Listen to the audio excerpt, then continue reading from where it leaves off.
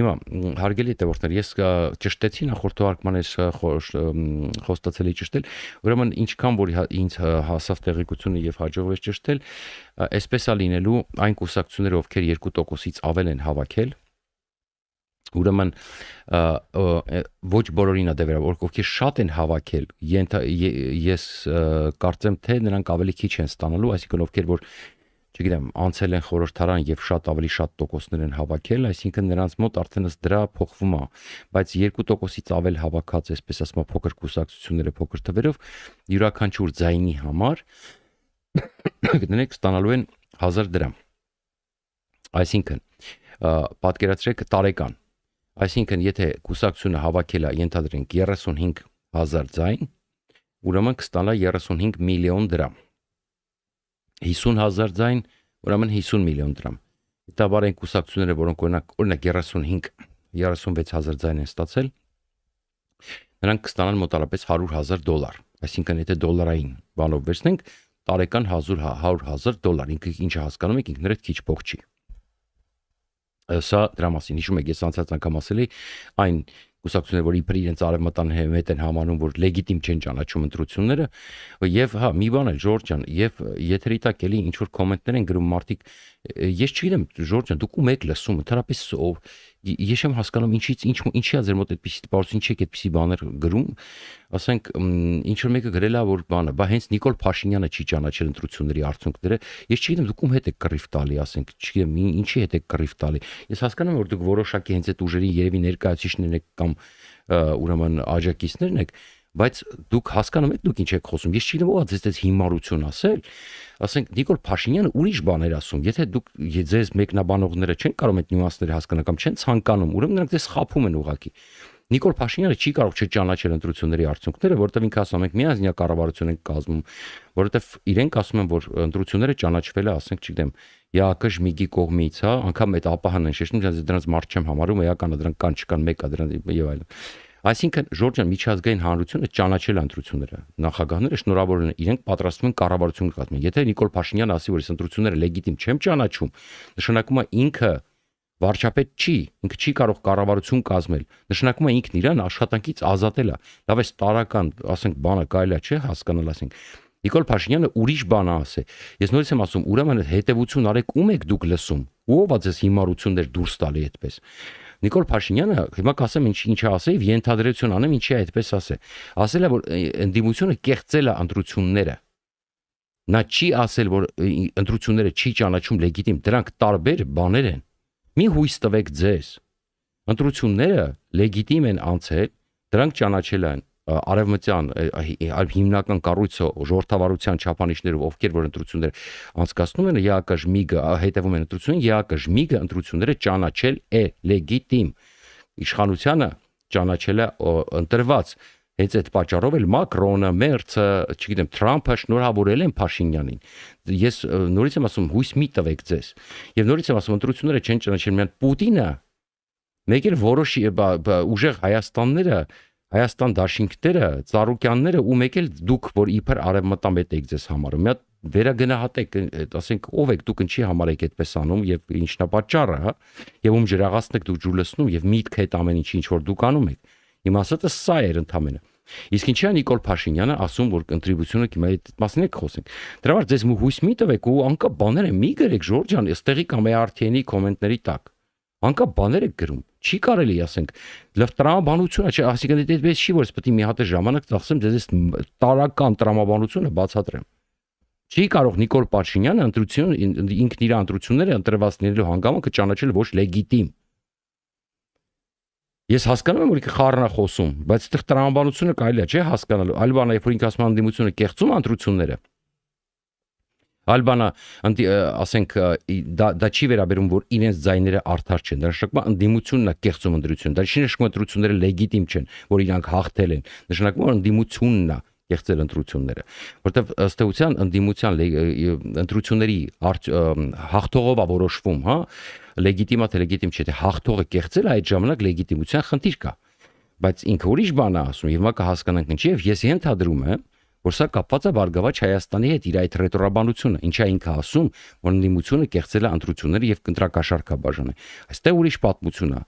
Հիմա այդ փորձենք հասկանալ, որ դուք հիմա ձերբակալություններ են գնում, չէ, եւ այլն խոստանում են պատժել բոլորին։ Դուք գիտեք, որ հիմա երկու տեղամասում, ընտրատեղամասում կենտրոնական ընտրական հանձնաժողովը չեղարկել ընտրությունների արդյունքները։ Իդեպ հարգելի հետևորդներ, մի քիչ հիվանդ եմ, ներողություն եմ խնդրում հազիս համար, բայց այլ տարբերակ չկա, ուղղակի խնդրում ներողամիտ լինել։ Մի բարձ պատճառով։ Ուրեմն հիմա դա արել է քաղաքական նպատակով, չի արել քաղաքական նպատակով, մենք դա կտեսնենք։ Եթե դա բնականաբար այստեղ ենթադրում եմ, այսինքն եթե պետքա նշանակվի նոր ընտրություններ, այդ երկու ընտրատեղամասում։ Հիմա ինչի եմ ես ասում, Բարգավաճ Հայաստանը ասում է, որ դա արվել է հատուկ նրա համար, որպեսզի ուրեմն Ծառուկյանը չանցնի խորհրդարան։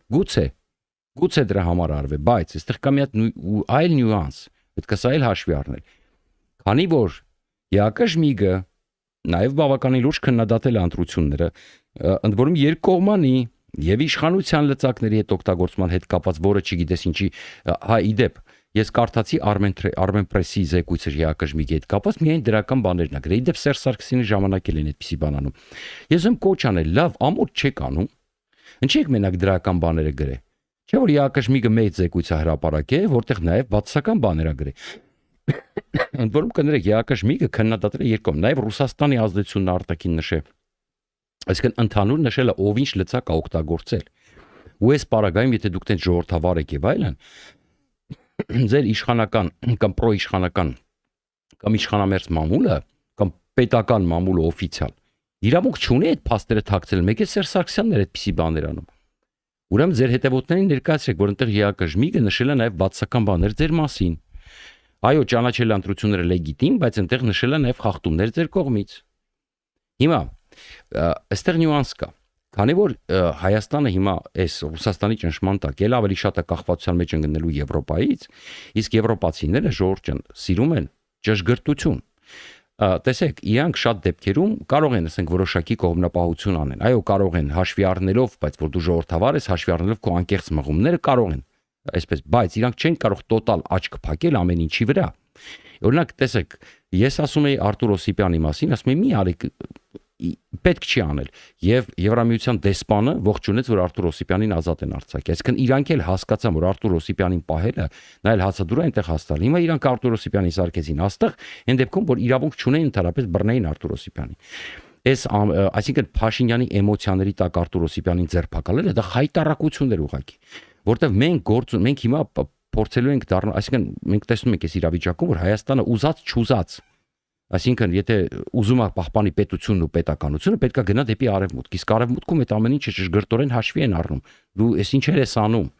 Ոնց կարա մարդը քո այդ բանավիճի դու բռնես տանես նստացնես բան, տես բան հնարավոր չի, լավն է, վատն է, սիրում ենք, չենք սիրում այդ մարդուն, էական չի։ Դա հակա պետականը, հակա եվրոպանը, հակա ժողովրդավարականը, մարդու իրավունքներին դեմ է այդպիսի բան անել չի կարելի։ Դրա համար բացատրում ենք, ասում ենք մի արեք այդպիսի բան։ Ինչի՞ պիտի հասնի նրան, որ Եվրամիության դեսպանը ողջունի, որ ինչ որ Արտուր Օսիպյանի, չգիտեմ ինչի համար ձերբակալել են ու հիմա էլ բաց են թողում, հա։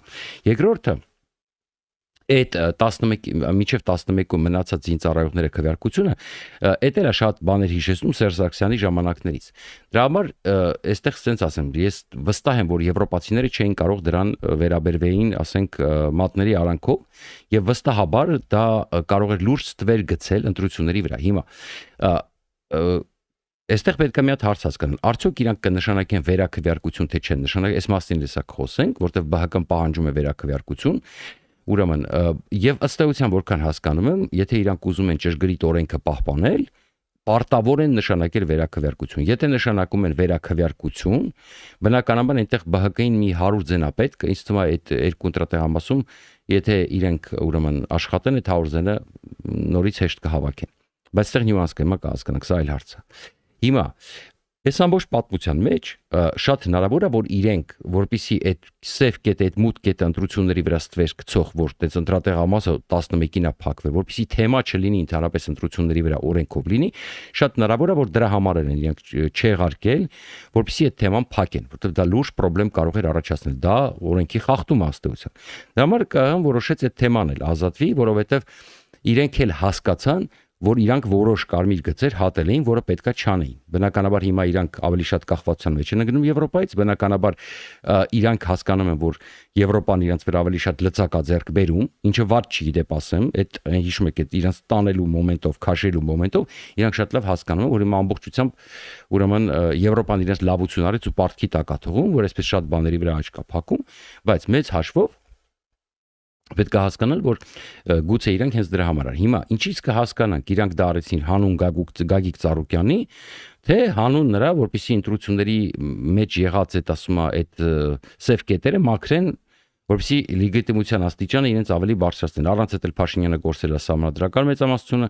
հիմա կարող է կորցնել 3/5-ը, առանց այդ իրոք իշխանությունը որոշակի այսինքն նախորդ բանի ժամանակահատվածի համար թուլացել է, գումարած որ լեգիտիմության թեթև պակասել, եթե ունենա արևմուտքի աչքերում որոշ այս թեմաների շուրջ,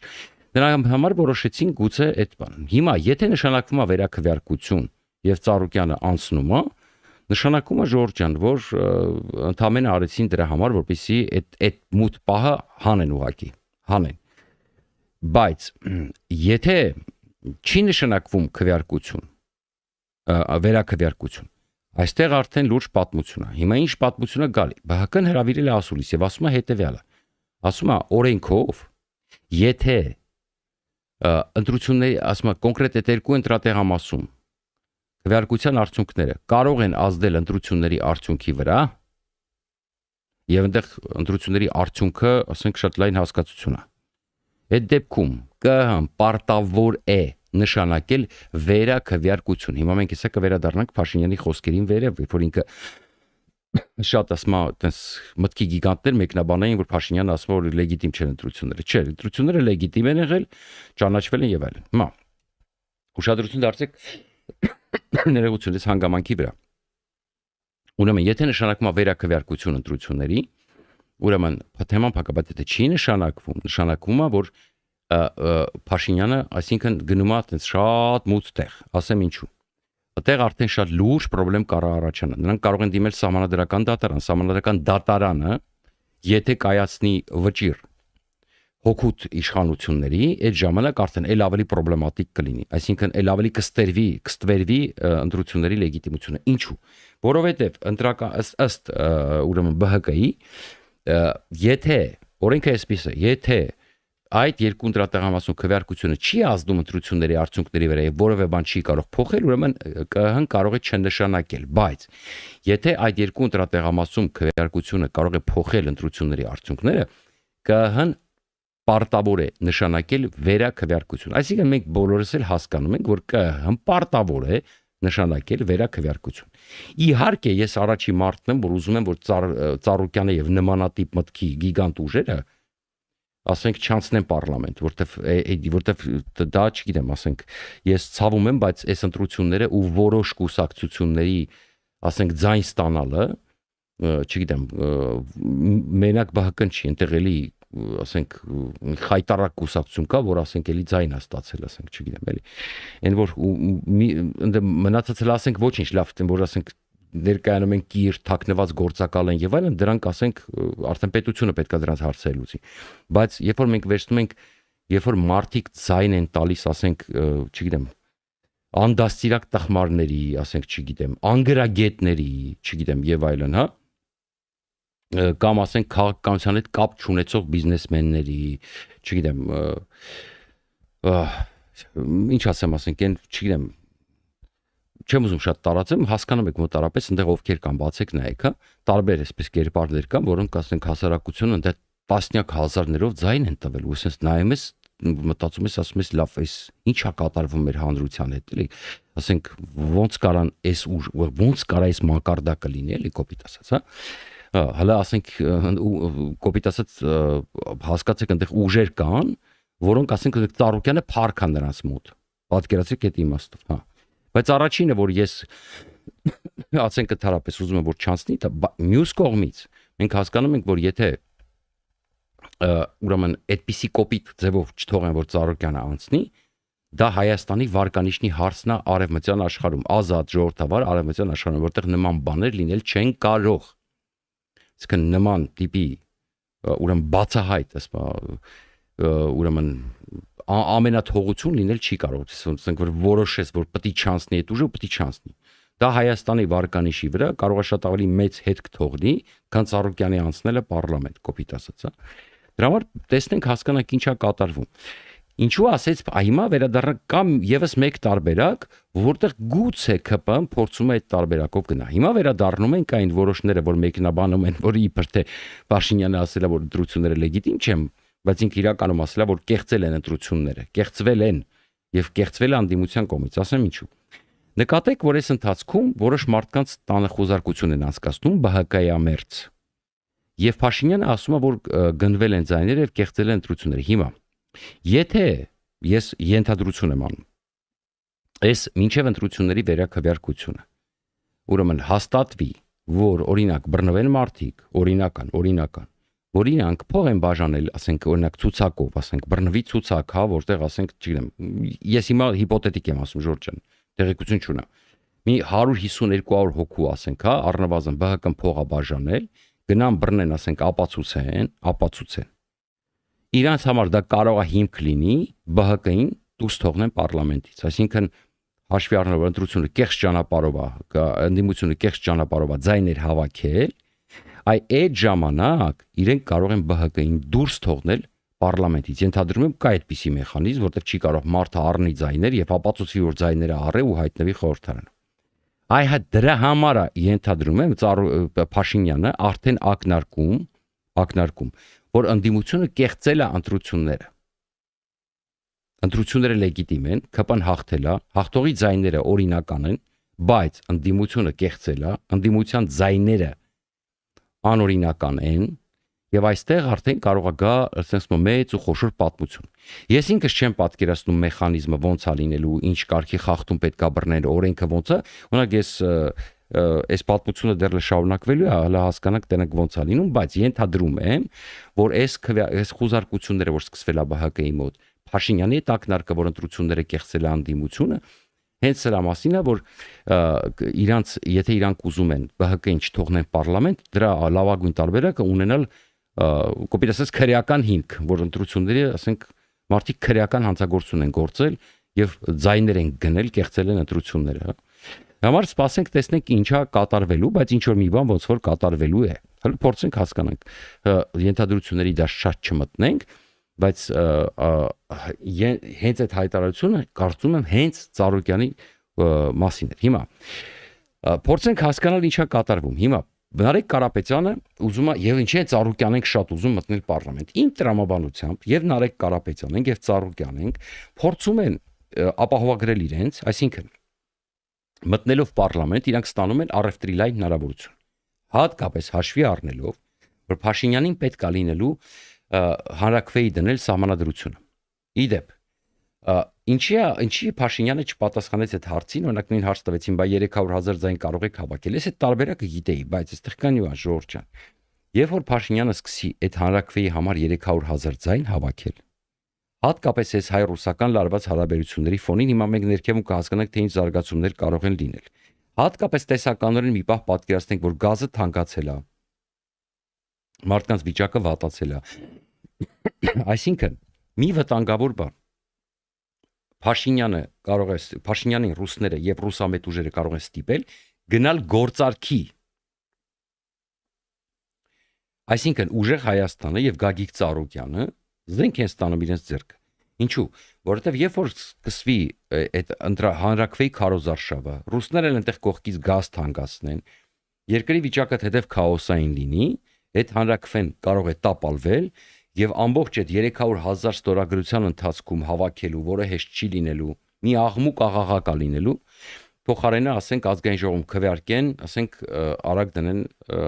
հանրակրվեի, չնայած հանրակրվեի ժամանակ էլ միևնույն է, արդեն այս արդյունքները ինչի, ասենք ես ենթադրում եմ, որ Փաշինյանից գլխավոր խնդիրը ինչ են իրենք սահմանադրական մեծամասնություն ուզում, որպեսզի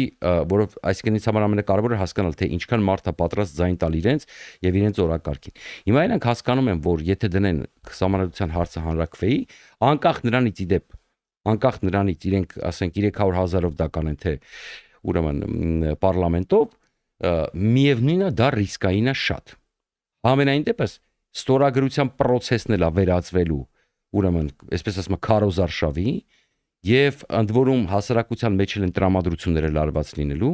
եւ եթե ռուսների տնտեսական ճնշումներն շարունակվի, այդ process-ը ընդհանրապես վերածվելու է մի հատ քաոսի։ Հա, եւ այս ընթացքում նրանք համար պետքա շատ լավ հնարավորություն է մտնել առևտրի մեջ։ Այս ամեն ինչի վերջում,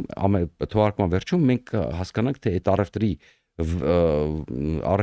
եթե հաստված չանի, Փաշինյանը մտավ իրանց հետ առևտրի մեջ եւ փորձեց նրանց հետ ինչ-որ բան պայմանավորվել եւ գնաց զիջումների Պուտինին, թե ինչ վերջում ինչ ուրեմն հետևանքներ դա մեջը կարող է ունենալ։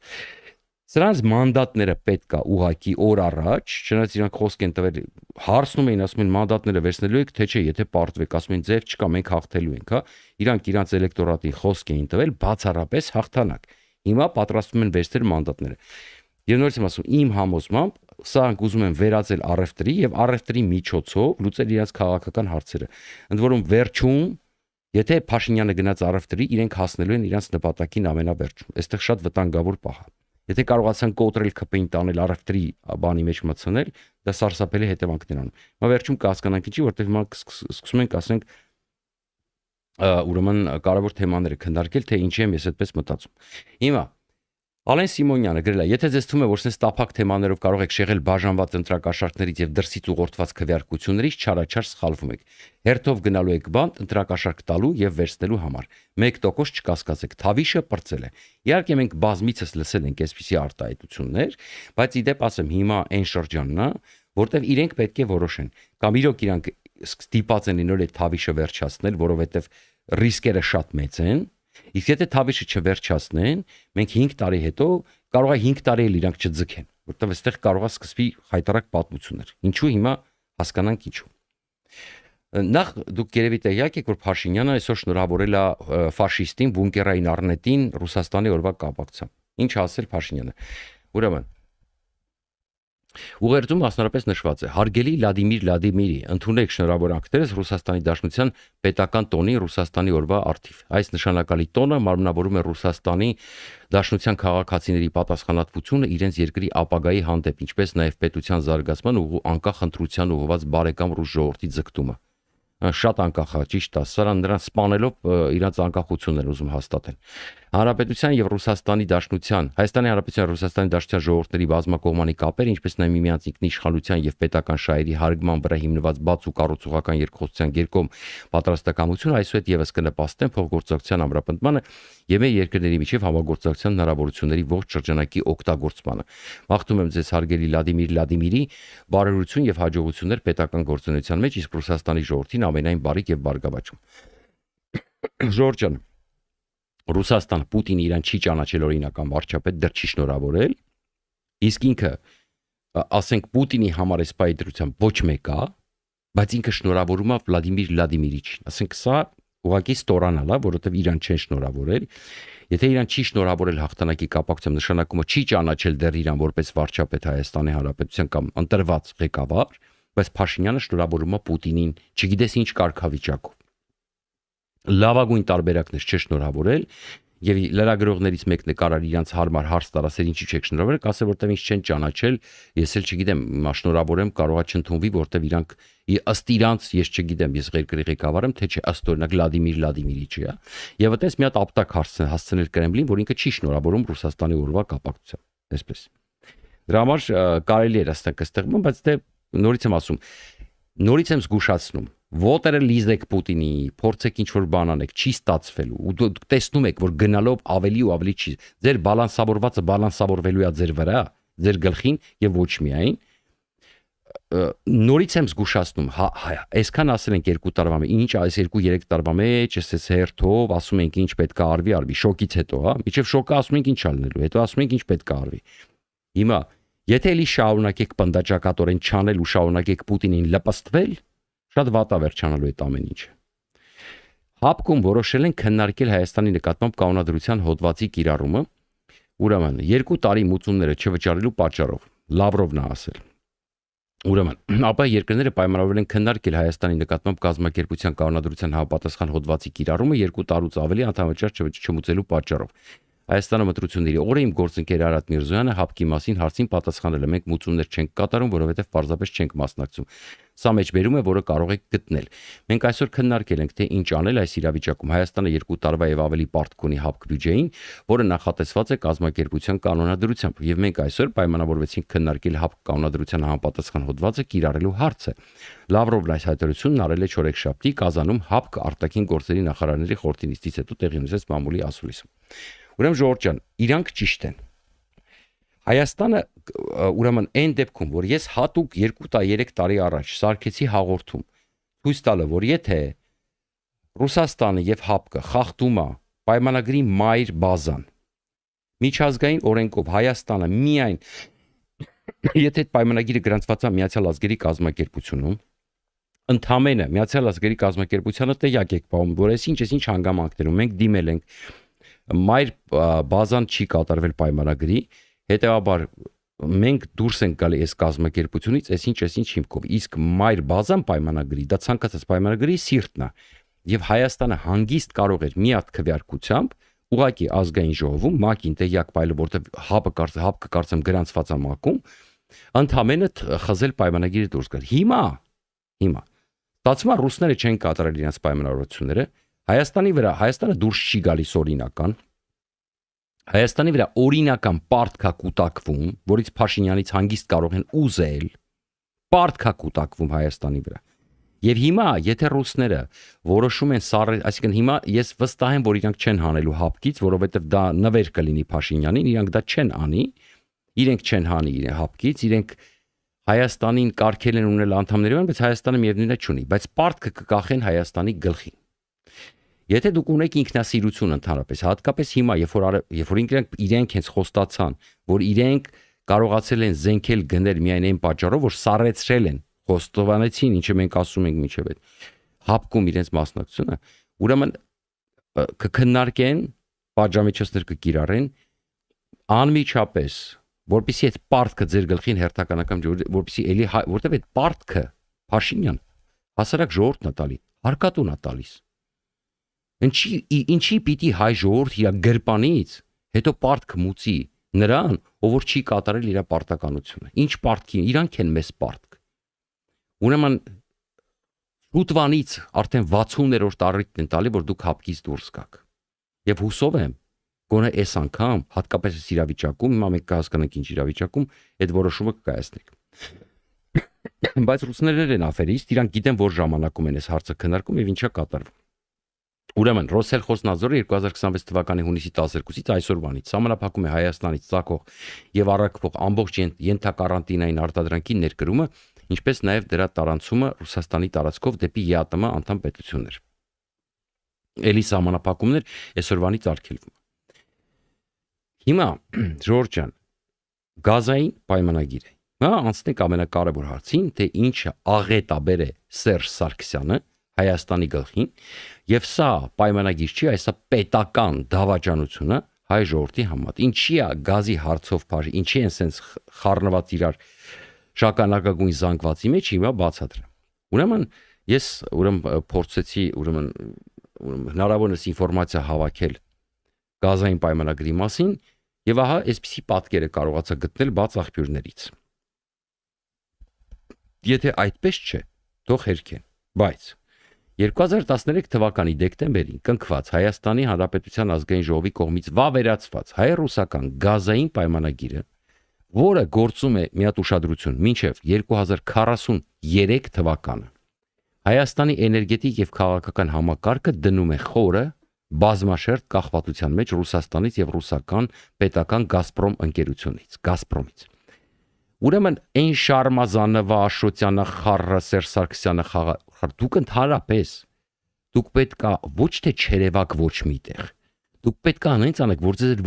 ոչ մի հայ, ոչ միտեղ ձեզ չտեսնի։ Մենակ այս պայմանագրի, մնացած բանի համար չեմ ասում։ Մենակ այս պայմանագրի պատճառով դուք ընդհանրապես ոչ Հայաստանի անունից պետք է խոսաք։ Հիմա կհասկանանք ինչի։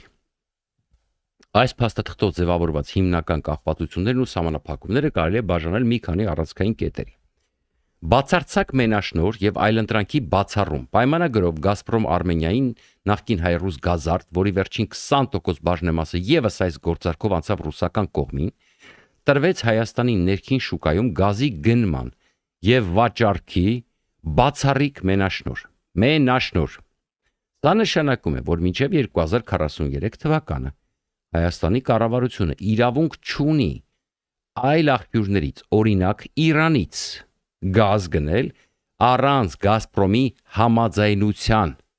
ինչը զրկում է երկիրը մատակարարման աղբյուրների դիվերսիֆիկացման հնարավորությունից։ Ենթակառուցվածքների լիակատար վերահսկողություն ռուսական կողմի սեփականությունն են հանդիսանում ոչ միայն ներքին բաշխիչ ցանցերը, այլև ռազմավարական նշանակության օբյեկտները։ Իրան-Հայաստան գազամուղի հայաստանյան հատվածը նույնպես հանձնվեց Գազպրոմին։ Դա դեռ Քոչարյանի ժամանակ ռուսներին տրված էր, հետո հայ-ռուս գազարդին էր տրված, հետո անցավ Գազպրոմ։ Ընդ որում դեռ կառուցման փուլում ճնշումների արդյունքում խողովակի տրամագիծը Քոչարյանի օրոք սահմանափակվել էր 700 մմ, որպեսզի այն ծառայի միայն ներքին սպառման էլեկտրաէներգիայի փոխանակման համար եւ չկարողանա դառնալ տարանցիկ ուղի դեպի Վրաստան կամ Եվրոպա։ Հաջորդ կետով Հրազդանի ջեկի 5-րդ էներգաբլոկը, որը Հայաստանի էլեկտրաէներգետիկ համակարգի կարևորագույն հանգույցներից է, նույնպես անցավ Գազպրոմին։ Գնային եւ ֆինանսական կախվածություն։ Չնայած պայմանագիրը կնքելիս հայտարարում էր, որ այն ապահովելու է կայուն եւ արտոնյալ գին, փաստաթուղթը Հայաստանին կապեց ֆինանսական պարտավորությունները։ Օրինակ, 2022 թվականին կառավարությունը, Սարգսեն Փաշինյանի կառավարությունը համաձայնեց տարեկան շուրջ $35 միլիոն վճարել Գազպրոմին 2013-ից ի վեր Հրազդանի 5-րդ բլոկում արված ներդրումների եւ վերանորոգումների դիմաց։ Բացի այդ, գազի սակագինը սահմանին կարող է պարբերաբար վերանայվել երկկողմ համաձայնագրերով, ինչը մշտական սակարկությունների թեմա է։ Դուք հենց պատկերացրեք, ուրեմն հիմա հաջորդ վերանայումը պետք է տեղի ունենա 2027 թվականին։ Ինչ արեց Սերժ Սարգսյանը։ Ամբողջությամբ հանձնել է ռուսներին, այսինքն հիմա 27 թվականի սկիզբ ռուսները կարող են ինչքան ուզել բարձրացնել այդ գինը, բայց հայերը ծպտուն չեն կարող անել։ Ռուսները ասում են ինչ որ 5-րդ էներգաբլոկ են կառուցել, Հայաստանին դրա ծախսերի տակ են դրել, համ այդ էներգաբլոկի օգուտն են քաղում էլեկտրաէներգիային վաճառում, համ ստիպում են կառավարությունն է փող վճարում, համ էլ այդ ամբողջ ծախսերի դիմաց ասում են, որ մենք մինչև 43 թվականը մեր օգուտները պետք է անենք, որpեսզի մենք մինչև 43 թվականը մեր օգուտները հանենք, դուք առանց մեզ չեք կարող ոչ մի բան դիվերսիֆիկացնել։ Այսինքն դուք հասկանում եք, սա ֆեոդալական փաստաթուղթ է։ Դուք չեք կարող ուրիշ տեղից գազ բերեք, դուք չեք կարող թփրտակ, սաղ իմն է, ասում է, այս ծառն իմն է, այս ինչ իմն։ Հասկանում եք։ Սա մի խայտարակ պայմանագիր է, որը Հայաստանին խայտարակ վիճակում է դնում։ Խայտարակ, սա դավաճանություն է։ Քաղաքական լծակ։ Գազային դիվանագիտություն։ Այս երկարաժամկետ պայմանագիրը Մոսկվայի ձեռքին ծառայում է որպես հզոր քաղաքական գործիք, ցանկացած փուլում, երբ Հայաստանը փորձում է արտաքին քաղաքականության մեջ, ուրեմն օրինակ Եվրոպական միության հետ մերձեցման հարցերում անկախ քայլեր անել, ռուսական կողմից ուղակի կամ անուղակի հնչում են պայմանագրի դրույթները վերանայելու Դերեկուցի Ժորժեն հիշեցնեմ հիվանդ եմ։ Արտոնյալ սակագները չեղարկելու կամ մատակարարումները միակողմանի կասեցնելու սպառնալիքներ, ինչպես օրինակ ՌԴ էներգետիկայի նախարարության կամ ԱԳՆ-ի կողմից պարբերաբար արվող ակնարկները։ Մինչև 2043 թվականը գործող այս պայմանագիրը սահմանափակում է Հայաստանի տնտեսական ինքնիշխանությունը, այն պետությանը զրկում է էներգետիկ ճկունությունից, երկրի էներգետիկ անվտանգությունը, գազատարների կառավարումն ու գնային քաղաքականությունը լիովին պատվիրակելով մեկ արտաքին դերակատարի։ Դուք հասկացաք, ես այսքանի օր ուզում ընդհանրապես երբ որ թեման բարձրացվում է, անընդհատ իրանք խոսում են ալտերնատիվ էներգիայից կամ էլեկտրաէներգիայի մասին կամ ես հիմա հասկացա ինչի են այդ մասին խոսում, որովհետև փաստորեն գազի հետ կապված ոչ մի բան չեն կարող անել։ Երբ որ անգամ դասավորեն են արևմտյան տերությունները, որքան հասկանան, որ գնան Թուրքմենստանից գազ գնեն, դրա համար են գնացել այնպիսի գին են ասել, որպեսզի ասենք թուրքմենները միանգամից հրաժարվեն, որ Ռուսաստանի հետ կապված խնդրեմ չունեն։ Հիմա բացատրեմ ինչ։ Ուրեմն իրականում հիմա պատմական պահա, բայց դե ես չգիտեմ իրանք դրապես կարան, դա բիչո մի բան կարան անեն Ռուսաստանի հարցում։ Մինչև ռուսները մի բան չանեն, ասենք ռուսները լավ իրանք իրանց զերով անում են, բայց մեծ հաշվով մենք շարունակում ենք մնալ այդ տոտալ կախվածության մեջ։ Ուրեմն նկատեք, Եվրամիությունը եւ Եվրամիության երկրները տարբեր ունեն տարբեր գազային պայմանագրեր Ռուսաստանի հետ, բայց քանի որ Գազպրոմը հայտնվեց, այսինքն Ռուսաստանը Հայաստանից կարա փող քերի միայն այն դեպքում, եթե ինքը միջազգային, ասենք արբիտրաժային, չգիտեմ, ինչ-որ դատարաններում կարողանա ապացուցի, որ Հայաստանը օրենք է խախտել կամ պայմանագիրը խզել է միակողմանի։ Հիմա, քանի որ սա ստրկական պայմանագիր է, Նիկոլ Փաշինյանը ունի պատմական շանս, ինչու, որտեվ Գազպրոմը պատժամիջոցների տակ է, որովհետև այսօր Եվրոպան կարողանում է փրթի թափի բոլոր Գազպրոմի պայմանագրերը առանց որևէ ախանելու, որովհետև Գազպրոմը պատժամիջոցների տակ է։ Եվրամիության պետությունները մենք տեսնում ենք այսօր մեկը մեկի հետևից չեղարկում են Գազպրոմի պայմանագրերը եւ չեն կնքում նորերը։ Այսինքն, քանի որ հիմա Գազպրոմը սանկցիաների տակ է, Հայաստանի համար եզակի շանս է ազատվել է ստրկական, ուղղակի ստրկական պայմանագրից, որովհետեւ սա պայմանագիր չի, սա ֆեոդալի թուղթ է եւ ասեմ ձեզ, եթե լուրջ իրավաբաններ աշխատեն, կարելի է գտնել, ասում եմ, որտեվ սա խայտարակություն է, սա երկրի ուղղակի, չգիտեմ, երևի միջազգային օրենքներով էսի պայմանագիր չի կարելի կնքել, ոնց որ Սերժ Սարգսյանն է կնքել, Հիմա ինչ են ուզում իրանք կանեն այս փուլում, բայց սա նորից եմ ասում, սա պատմական շանս է այս պայն, քանի Ռուսաստանը ագրեսորը, քանի Գազպրոմների մնացած զահր ու զիբիլը պատժամիջոցների տակ է ռուսական։ Պետք է փորձել գտնել լծակներ, քննարկել եվրոպացիների հետ։ Գուցե եվրոպացիները ավելորդ քայլեր պետք են։ Գուցե եվրոպացիները սանկցիաներ կիրառեն, ասենք, չգիտեմ, այնպիսի լրացուցիչ սանկցիաներ, որ կոպիտ ասած էլ ոչ մի տեղ չլինի քողարկելու, ասենք Հայաստանը ասի, ես ստիպված եմ այս պայմանագիրը հրաժարել։ Այսինքն դա եվրոպացիների հետ քննարկելու հարց է եւ ամերիկացիների եւ այս պայմանագիրը կարելի է խզել։ Եվ հատկապես հիմա եթե գների բարձրացում լինի, անմիջապես պետք է գնալ այս քայլի, որտեվ այս պայմանագիրը եթե մնաց, միանշանակ Հայաստանը, ուրեմն, չգիտեմ, չի կարողանալու անկախանալ Ռուսաստանից, Ռուսաստանը խորտակվելու է, մենք էլ հետ։ Հիմա ինչա կատարվում։ Ստանք ասեմ, թե ինչ տեղեկություն է ես ասում, երբ որ ես նորը ասում եմ, բարձաբան եմ բացատրեմ, որպեսզի ավելի բարձ լինի։ Որպեսզի չստացվի, որ ասենք, ուրեմն, ինչ որ տենց ուղղակի ասեցի անցա առաջ։ Հիմա խորհրդակցությունն է տեղի ունեցել, չասեմ որտեղ ինչ։ Վերականգնվող էներգիայի արտադրությամբ զբաղվող խոշոր ընկերություններին հավաքել են։ Ասեմ ձեզ, պետության կողմից այսպես ձևակերպեմ, եւ առաջարկվել է ընդլայնել արտադրական հզորությունները։ Նրանց այդ նպատակով առաջարկվել է կազմել ֆոկուս խմբեր, որովհետեւ կանխատեսվում է գազի գնի կտրուկ բարձրացում։ Սա ասվել է իրանց։ Գալու են մեծ գումարներ Հայաստան, որոնց միջոցով մենք կսուբսիդավորենք նրանց ընդլայնման ծախսերը։ Այսինքն խոսք են տվել, ասել են դուք ֆոկուս խմբեր կազմեք, շատ արագ մեծացրեք էլեկտրոէներգիայի արտադրությունը, վերականգնվող էլեկտրոէներգիայի, դրսից ֆինանսավորը գալիս է Եվրամիության կոմպենսացիայի ծրագիրն է, Ժորժյան, Եվրամիությունը ակտիվ աշխատում է եւ ակտիվ պատրաստ է օգնել եւ առաջին հերթին որոշել է հիմա կհասկանաք ինչի 100% համոզված եմ որ դա աշխատելու է,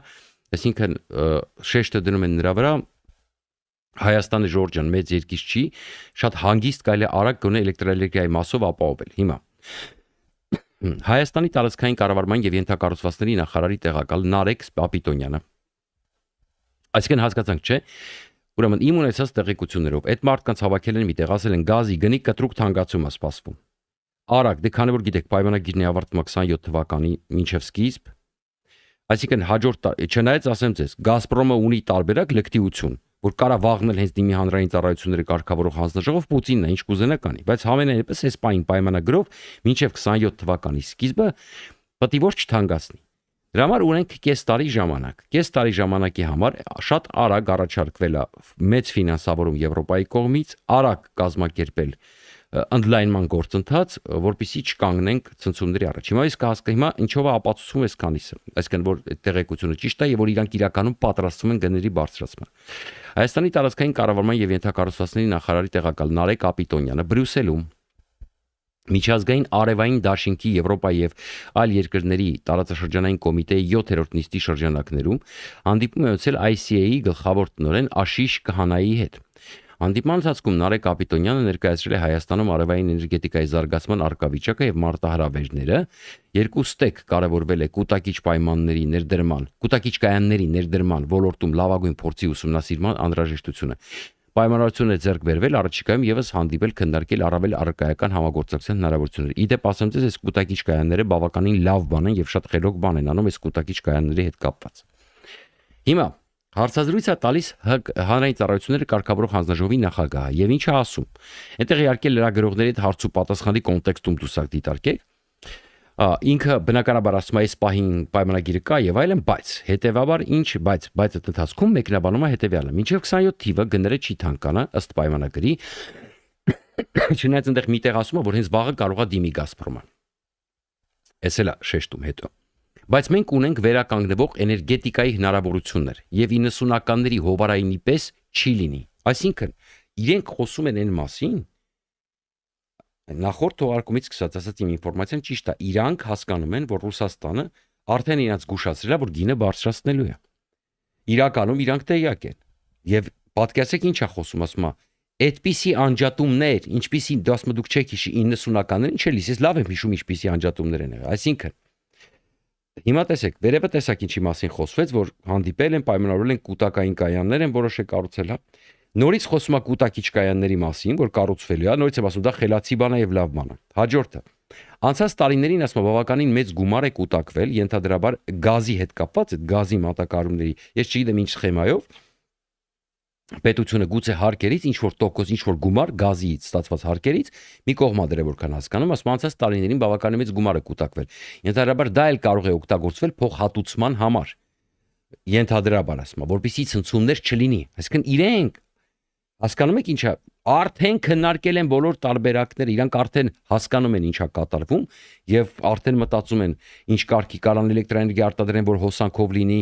որ ասենք, չգիտեմ, ասենք վերջին տարբերակով մարդիկ գոնե հոսանքի էլեկտրաէներգիայով տաքացուցիչներ կամ բաներ առնեն, ասենք եւ այլն, հա։ Գազի գեն ինչ որ չափով փոխհատուցվի, բնականաբար եվրոպացիներն էլ գումար կտան, Միացյալ Նահանգներն էլ կտա, որ այդ ամեն ինչը փոխհատուցեն։ Բայց այդ ամեն ինչը ժողովուրդ ջան, ժամանակավոր լուծումներ է, հիմա կասենք ինչի միջև, որպեսզի ցնցումներ չլինի։ Մինչև կփնտրենք այլ շուկաներ, այլ ընտրանքներ, ուրեմն ըստ նրա այլ ընտրանքներն են Ադրբեջանը, Իրանը, Թուրքմենստանը։ Ադրբեջանը մոռացեք, դες բան չի կարելի անել, հիմա հատկապես Իրանը, Թուրքմենստանը ստեղ կարելի է խաղարկել։ Այսինքն լավագույն տարբերակը Թուրքմենստանով Իրան swap տարբերակն է, որ ասում ենք, մենք վճարում ենք թուրքմեններին, թուրքմենները գազը տալիս են իրանցիներին, իրանցիները մեզ են տալի։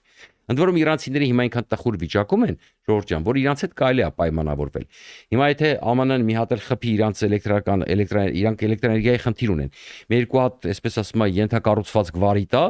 իրանցիները էլ ավելի յալվար են լինելու կներեք այդ ոչ հայերեն բարի համար, ավելի այսպես ասում եմ, ձգտելու են, որ այդ երկու Հայաստանից էլեկտրաէներգիա ստանան։ Դե համար կարելի է Իրանի հետ պայմանավորվել, Իրանի հետ խոսալ, անգամ ինչ որ ապրանքի փոխանակության կամ ինչ որ այլ հարցերում, չգիտեմ, փորձել հասկանալ այս ամեն ինչը։ Բայց ես ենթադրում եմ, որ այս ամեն ինչից այն իմունեցացիոն Իրանի Թուրքմենստանի բանակցությունները, որը հետո նաև պարզ դարձավ եւ այլն։ Ես ենթադրում եմ, որ ամերիկացիները շուտվանից են եւ եվրոպացիները կոչ անում Հայաստանին